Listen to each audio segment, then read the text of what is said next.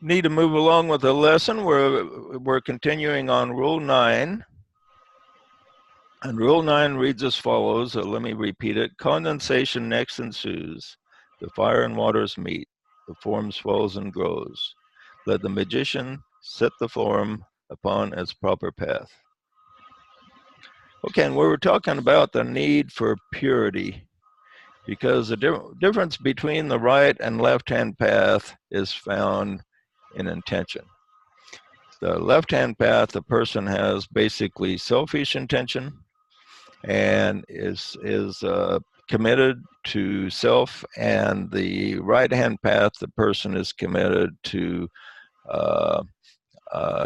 others and to spirit, and not to matter is his focus, but to spirit. From Joshua to everyone, yeah, thanks. I know. I was commenting on Dan said thanks there. Oh, okay. Okay. And he points out here, he says, for the first time in history, there's a group for the masters to use. Hitherto, he says, workers have been isolated and kind of working on their own. But now we have groups so the masters can work through. There's really no molecular groups established that I know about, but there are groups dedicated to the ancient wisdom. And now with the internet, we made a lot of progress toward group activity that was hitherto impossible in the days that DK wrote this.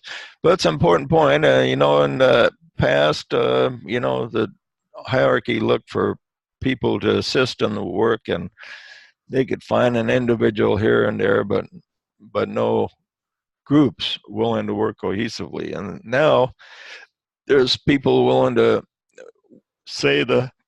at least say the great invocation together and meditate together and focus on bringing light and love to the planet together. They don't all see eye to eye, but at least they see eye to eye with the aspect of bringing the basic esoteric teachings to humanity. He says a disciple must be on the lookout for fellow workers and cooperate with them wherever possible. So this is important, and this is what we have to do is we go out among the various groups, keep an eye out for fellow workers and cooperate with them, bring them in with us, and find something that we can do together. Now, one thing that he's put a lot of emphasis on is saying the great invocation. And on top of that, we have the Song of the 144,000. Those are two things that are easy to overlook the personality and say together. When you're saying that with somebody else, doesn't matter if they have kind of unusual habits that you don't agree with, but if you're saying it in the soul, you can have a nice vibration together. So he says, fellow workers, he says, that we're looking for must have 5 qualities. He says the first quality that a worker in the light must have is an inner sensitiveness to the plan. Now, it's interesting how much DK talks about the plan, but he doesn't spell out in black and white detail what the plan is. What do you think are some of the ingredients of the plan?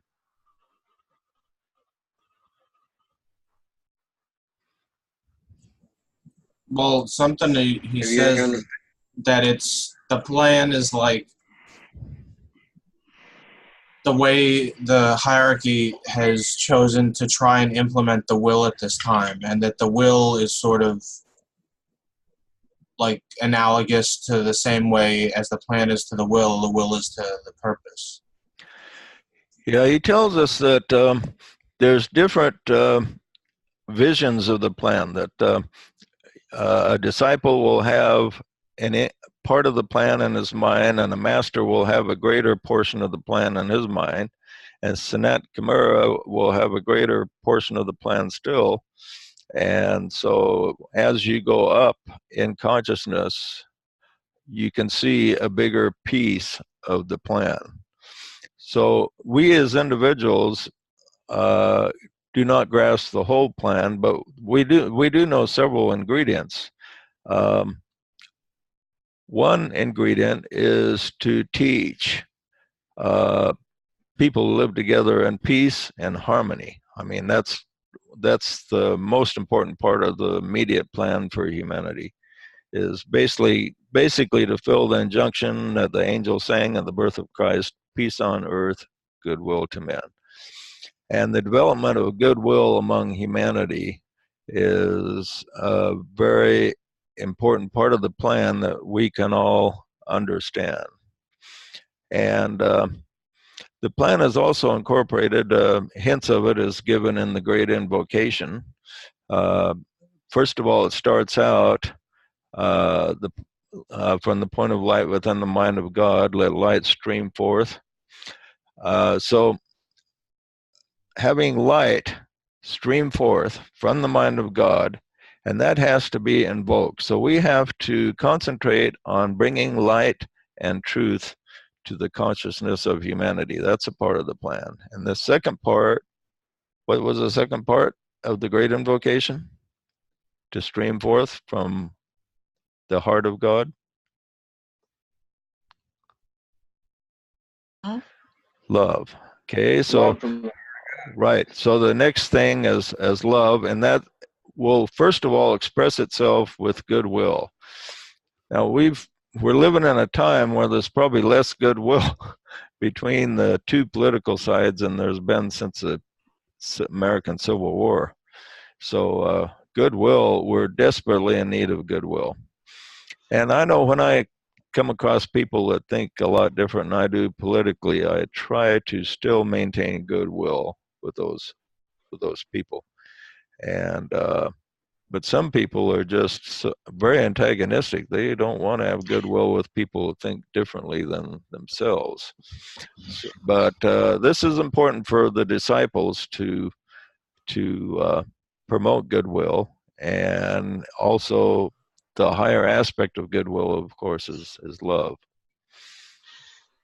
And the third part of the Great Invocation, which we know is a symbol of the plan, is the will of God. So we need to pick up the will of God as much as possible. And so it ends with let light and love and power restore the plan on earth. So the plan will be implemented with light and love and power. And this is what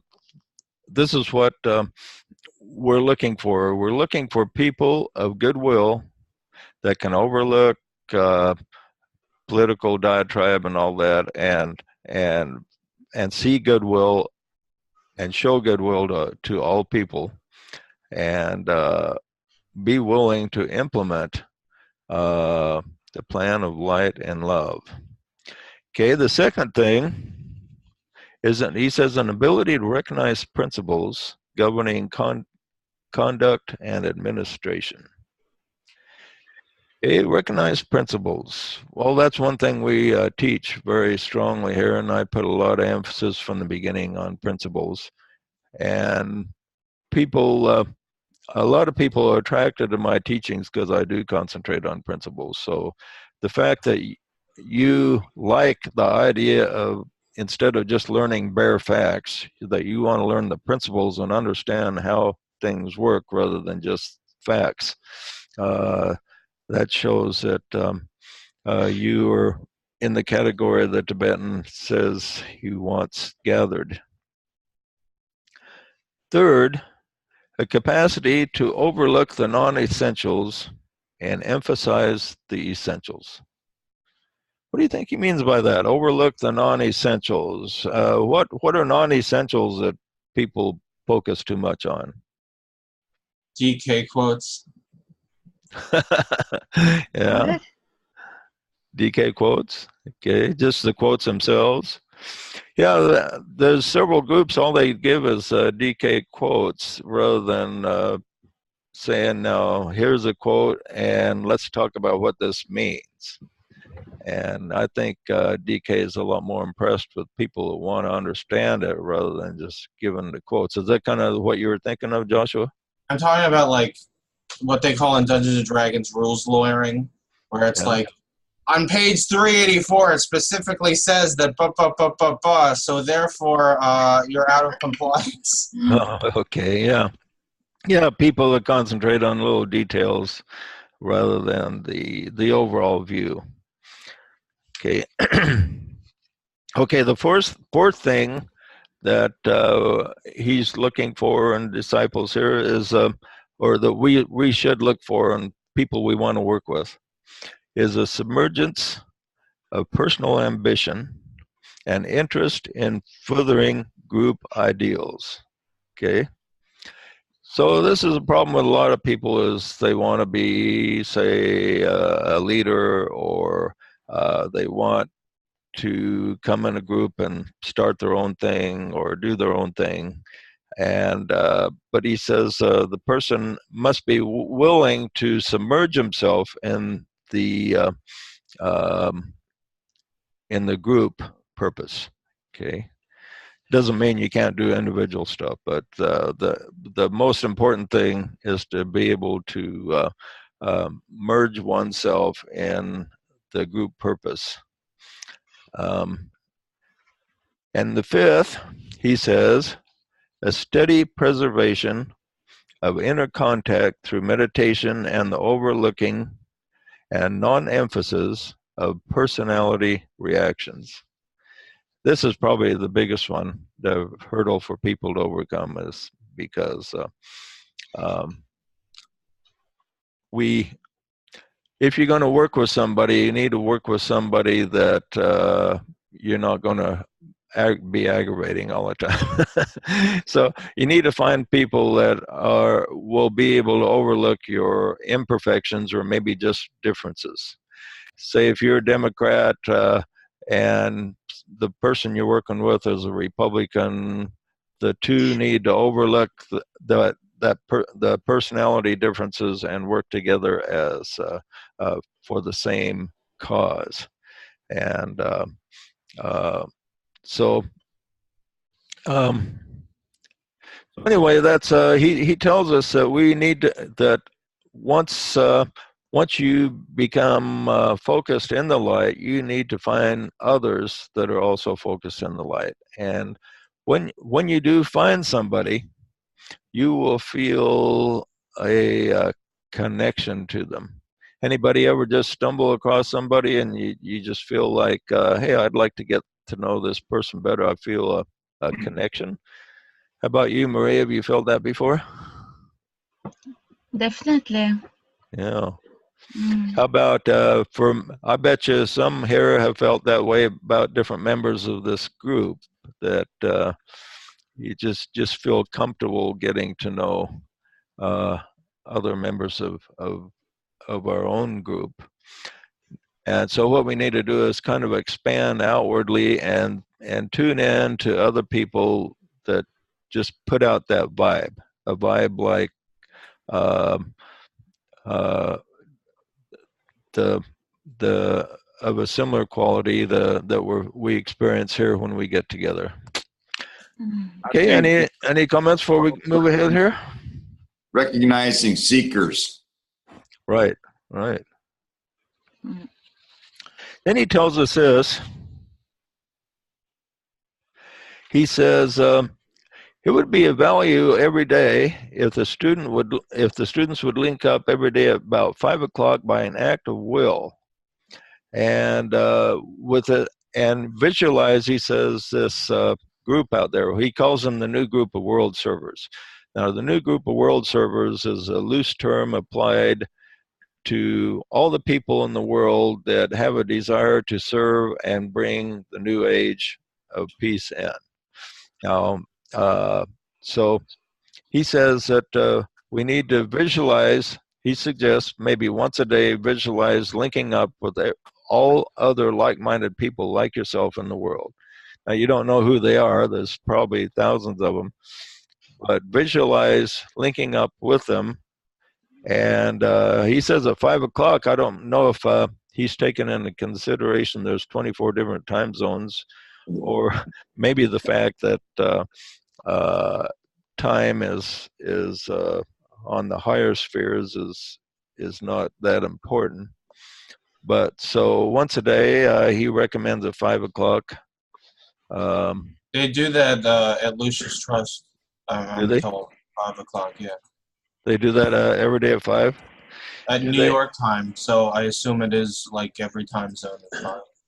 Yeah. Well, I think what he's getting at is that every time zone, as that 5 o'clock approaches, you have so many people within those time zones that make that connection. So Yeah, it's Mountain Time at 5 actually that's true. o'clock. You'll be connecting, you'll be doing it at the same time as everybody in your time zone.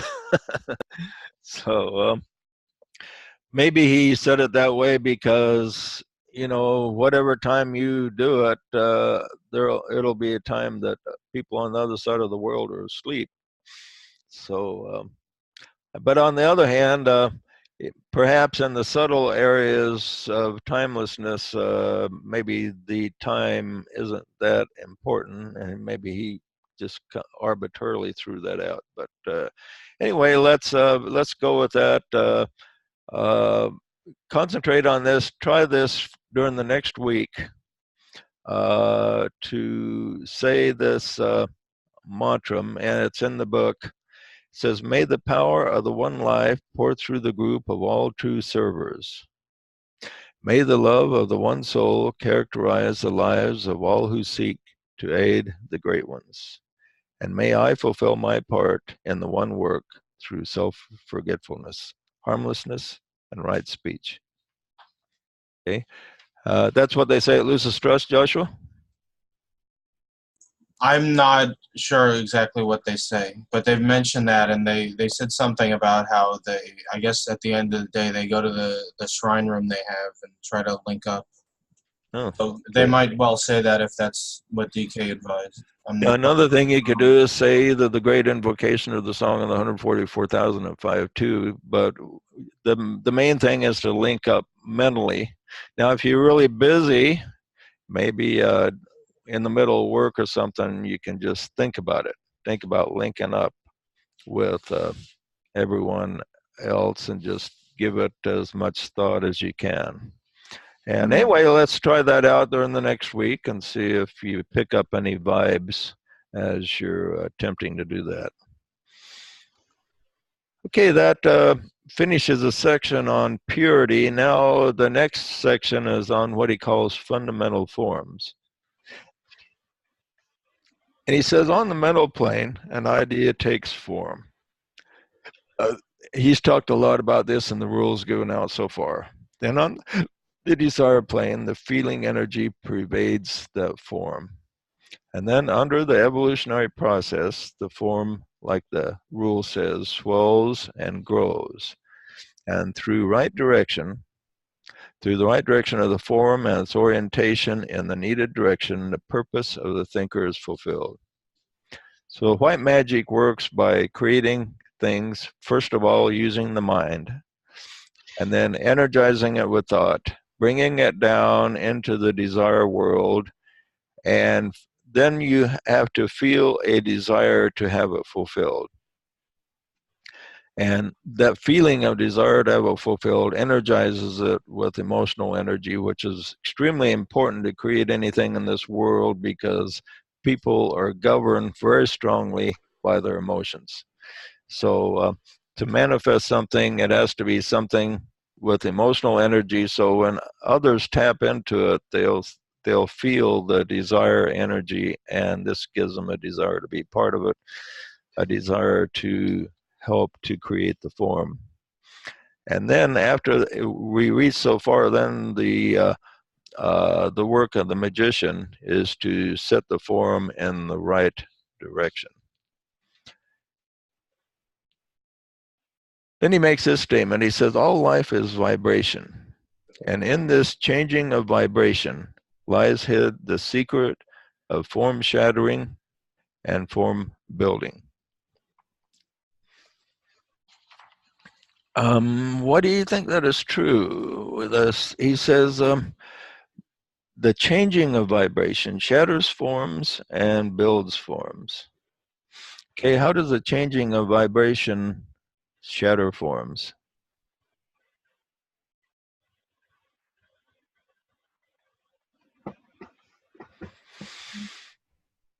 Well, let me point this out. You remember you've seen these movies of opera singers. They sing at such a high pitch they can break a glass with their voice.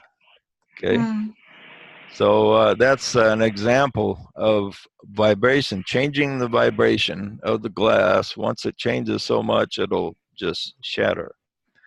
But on the other hand, you can take steel and change the vibration of it by heating it so it becomes a liquid. And then you can mold it in any shape that you want, and then you change the vibration again and the form becomes solidified. So you can, by changing vibration, you can shatter form or you can build form. Now your soul does this with you. As you go through life, your vibration changes.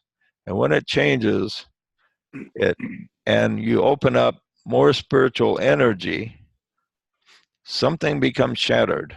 And what becomes shattered? And what becomes created?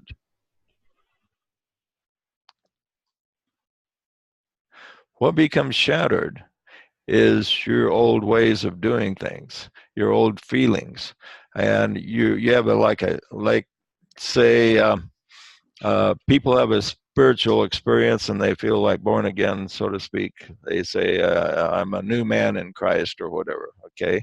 So they try to leave their old life behind and concentrate on the more spiritual things. Okay, so the old life is shattered and a new life is created. Now this happens to each disciple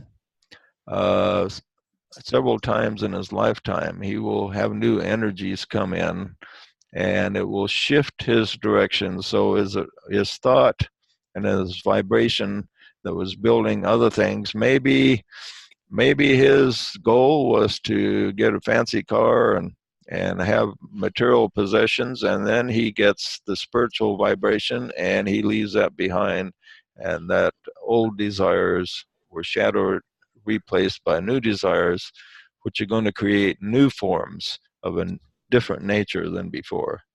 So the changing of vibration shatters the old forms and leads us to build new forms.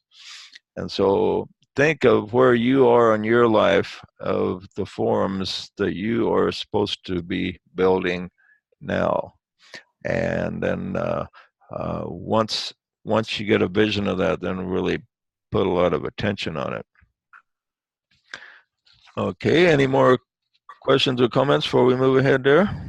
This sounds kind of like noise cancellation technology, where they'll Yeah. take an incoming sound wave and copy it and then play it over the other one out of sync so that the two cancel each other out. And you just end up with a flat line.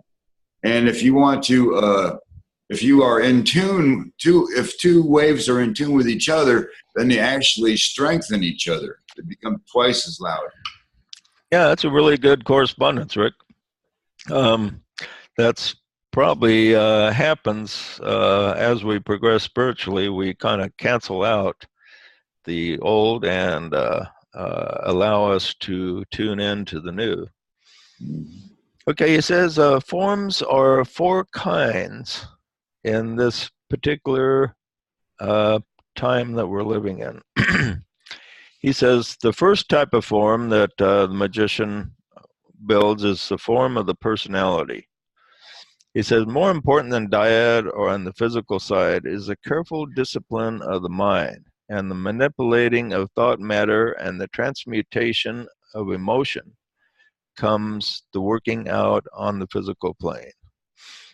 Okay, so he says, points out, people put a lot of attention on physical things, physical purity, diet, That's important, but not as important as purifying the emotional self and putting the emotional self under control. So it is a tool to be used. Now he points out, makes this interesting statement: in 7 years, one can build 3 new bodies around permanent atoms. I've heard before that the physical body is, every atom in our physical body is replaced every 14 years. But here he says 7 years, not only the physical body, but all 3 bodies, the emotional body and the mental body. He says we can bring in entirely new atoms and rebuild all 3 bodies, not just our physical, but also our emotional and our mental. 7 years time. So in 7 years time, if, like, say you got, let's say you have a real bad temper right now, you have a hard time controlling, so you could rebuild your emotional body, so within 7 years of concentration, so you won't have that problem anymore. Because say anger is produced by feeding elemental lives in your uh, uh, etheric bodies that make it very difficult to control your feelings. And when if you rebuild your emotional body with higher substance, then when that higher substance is incorporated in, you will it'll be a lot easier to control your emotions. So it'll be a lot more peaceful. And same thing with the mind. So that's interesting. I never really thought about rebuilding the astral and mental bodies like science says we can our physical. Okay, the second form is, he says, of the environment. He says, when therefore a man raises his vibration and builds anew from the beginning and alters completely his key, it results in dissonance in his surroundings and subsequent discord. Okay, so he says, as you increase your vibration, he says, you're going to affect your surroundings. And it's going to result in dissonance and discord. So we talked about that before, how, like, if you're into improving yourself and improving your vibration, people that you're close to will sense it, and it will produce a disturbance with them.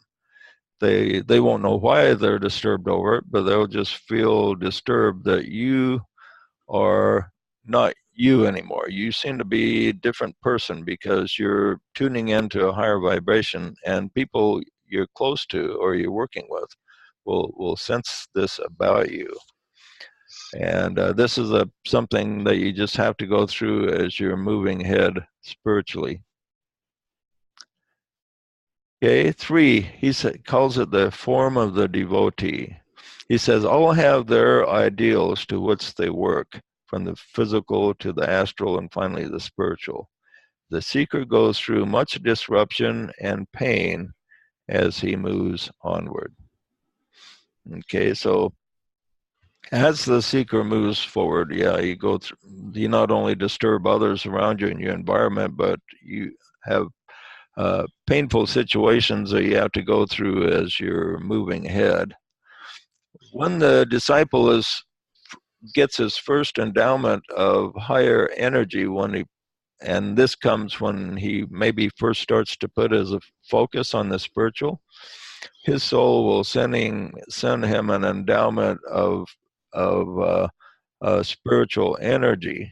And it'll be kind of hard for him to handle. Sometimes if he gets a big endowment, the guy will think he's going crazy, and he may have problems stabilizing himself for a while if he gets too much spiritual energy. And other disciples just kind of move ahead more gradually, and so they don't have that problem as much because they don't get make a big spiritual jump all at one time. But if you make a big spiritual jump and you do have your soul decides to send you a big endowment of energy and unfolds some extra petals in your various centers, it'll be quite disturbing, and like say, you may wonder if you're going crazy or not. But anybody had anything like that happen to them before? Have you had experiences in your life you kind of wondered if you were going crazy or experiencing something really odd? I had something like that when I was in Florida, and it had to do with like thinking too much or something like that.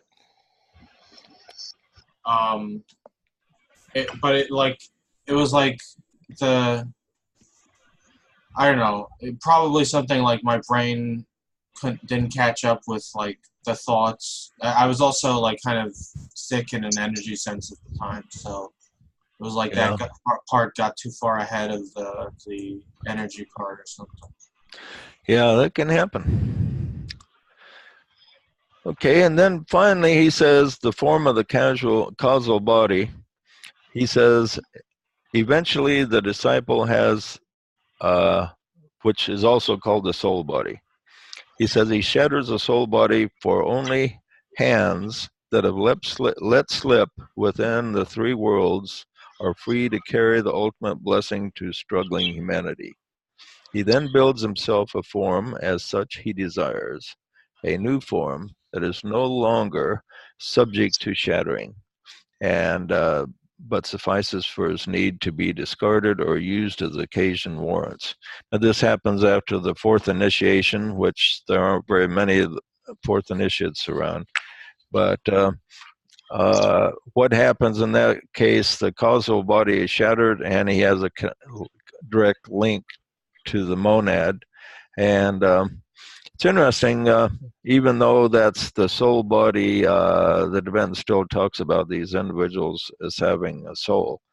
That's because their solar angel is able to return back to its source, and they have learned all the lessons from the solar angel and are developing their own soul energy, which has direct contact to their source. He says the form and use should be pliable and adaptable. Particularly now should pliability and responsiveness of form be aimed at, for when he of whom we adore comes, he says, think you that his vibration will not cause disruption if crystallization is present? It was so before, and it will be so again. Okay, so he tells us we need to be, with all of our creations and our thinking, we need to be pliable and adaptable, because he says, he pointed out when Christ came last time, he says a lot of people around him were very crystallized and they fought him, and he disrupted all their thinking because they were not pliable or adaptable. The big thing with them was the Sabbath day. I mean, they had thousands of little rules about what you could or could not do on the Sabbath, and they were looking for ways in which Christ was sinning, because they thought, well, this guy says he's a Messiah. If he's a Messiah, he's going to be perfect and he's not going to commit any sin. So let's watch him. And the area where we can catch him in some sin would be the Sabbath, because that's where they have all their little rules about, like they could only walk take so many steps on the Sabbath, or they couldn't even walk on the Sabbath with sandals with any nails in, because that would create extra weight, and just all kinds of silly little rules that they had. And so Jesus was walking through a wheat field, and his disciples, it was a custom, if you were walking through somebody else's wheat field, you could take a little wheat for yourself. And so his disciples grabbed a couple handfuls of wheat to eat. And the authorities were watching. They said, aha, his disciples are working on the Sabbath day harvesting wheat. So they really criticized Jesus for allowing his disciples to harvest wheat on the Sabbath, even though they were just grabbed a handful as they were walking through the field. Now you got me imagining the Pharisees like hiding in bushes, following them around with like papyrus writing notes. Yeah, they must have been. Yeah, how would they have even noticed that?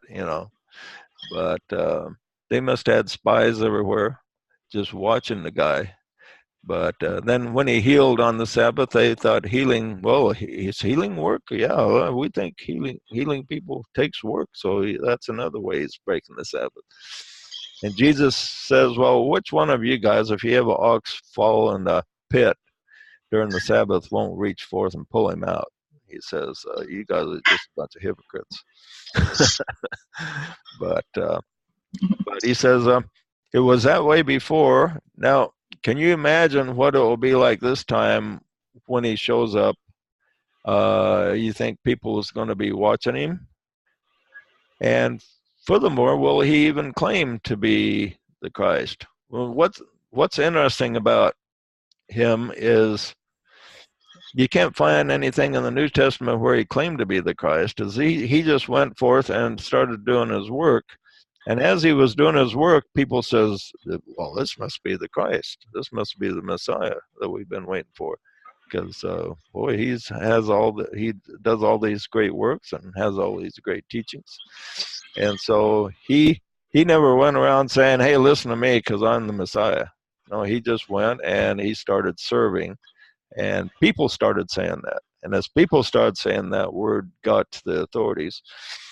So we have a lot of people claiming to be Jesus reincarnated, and they have no qualms about telling us that who they are and that we should listen to them because they are Jesus. And most of these people don't have any teaching of significance, and none of them can walk on water that I know of. So, but anyway, when he comes again, he says there's going to be a disruption. So we need to prepare, because if we are not pliable and adaptable in our own lives, well, when he comes again, well, we won't be able to accept him. That'd be disappointing to go after you die and you go to the other world and you say, well, where's Jesus or where's the Christ? And your guide tells you, well, you met him, but you rejected him. That would be kind of a disappointing thing to find out after you died. But sure would. What'd say? I said sure would. Yeah. Yeah. Wow. I guess something you were talking about earlier is kind of practice for that. Of if somebody, their vibration changes, in alignment with the soul and stuff, and you feel disrupted by it and you don't like it, to try to see it as a good thing to change. That's maybe some practice for that day. This is an advantage of studying these the principles of decay and the ancient wisdom, is when kind of unusual forces are unleashed to you from your soul, you can kind of realize that you're not going crazy. And people that don't know about such teachings are more likely to think that something's wrong with them, and not know what to do or how to adapt to these energies. So it's a big advantage for us to study these things, so that when you feel new energies being released through your system, that you can say, hey, this is a step I'm going through. I need to learn to adapt to these energies. He says, we are creating forms continuously, pervading them with energy and sending them out to fulfill their function in line with our realized subjective purpose.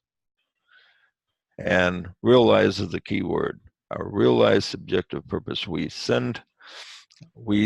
need to tune in to higher purpose much as we can, come to a realization of what it is, and then create around the highest we know. The highest we know is what we realize.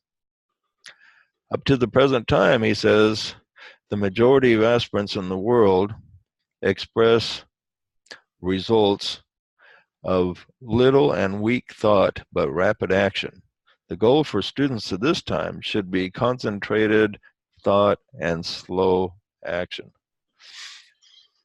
Have you ever noticed that when people often get stimulated by a spiritual idea, they want, hey, let's make everything happen now? I mean, that's the impulse that a lot of people have, and DK says that's, you got it backwards. You need to put a lot of thought. If you want to create and be a white magician, you need actually more thought than action. Put a lot of thought into how this is going to manifest, and then proceed with intelligent action. Reminds me of the quotation from Isaiah, which he says, "He that believeth shall not make haste." And so I always like that scripture, because I've encountered so many people in my journey through life who get a spiritual endowment, and they are excited and they want everything to happen yesterday, and then when it doesn't happen in short order, they get discouraged and they go back to their old way of life. And this I've seen this happen to many different people, whereas they need to proceed, put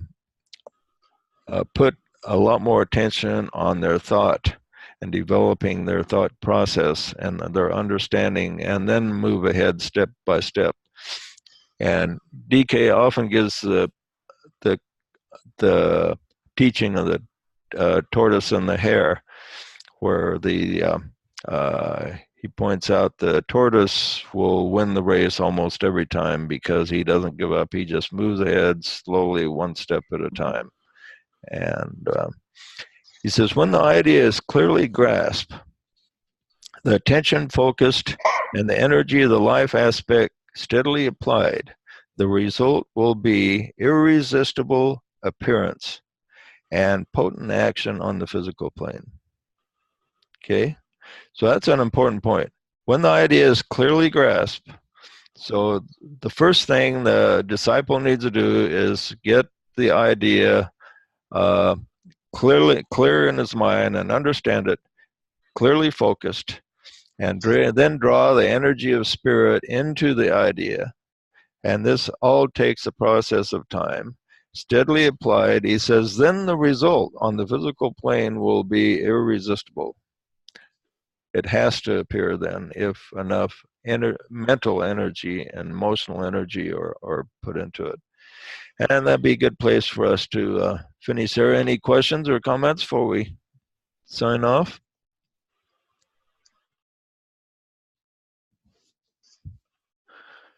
Oh, I didn't acknowledge Nick. I see you're here, Nick, and Rulina. So it's good to see everybody. And we'll meet again next Sunday. I'm glad everybody was able to adjust to the time zone. I don't know if anyone was an hour late or early. So by next week, we'll be all set in the new time. And probably, all being well, we'll meet at 2 o'clock next Sunday. Okay, unless there's some more comments, we'll be signing off. Take care, Thank you. everyone. Yeah, good to see you all. Thank you so much, JJ. Thank you. Thank you. Light and love, everybody.